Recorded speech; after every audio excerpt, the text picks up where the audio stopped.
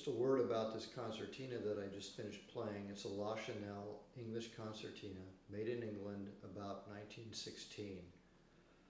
So it's about 101 years old now. I bought it at auction, had it shipped over here, and have spent about a year and a half on and off doing restoration work on it. And one of the last things I've done, and just completed actually, was building a new set of bellows for it and installing those bellows.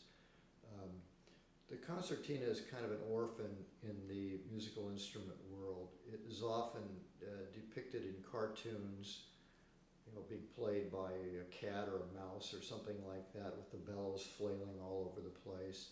It was played in music hall. It was played by professional clowns in the circus. But it was originally designed by Sir Charles Wheatstone, a physicist in England, to be a classical musical instrument. And in fact, there are many classical pieces that were written for the English concertina. Nowadays, most concertinas are playing folk music on them, on a different kind of concertina, a relative of the English concertina called the Anglo concertina, which plays a different note depending on the direction the bellows are moving, either in or out. This, however, being an English concertina,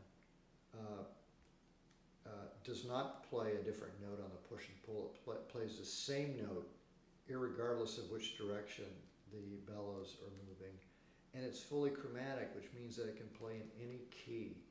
That means when I'm arranging a piece of music, whether it's folk music or contemporary jazz or classical, I can play it in whichever key I feel the music will sound best. And that gives it an advantage, in my opinion, over the Anglo concertina. It has that versatility.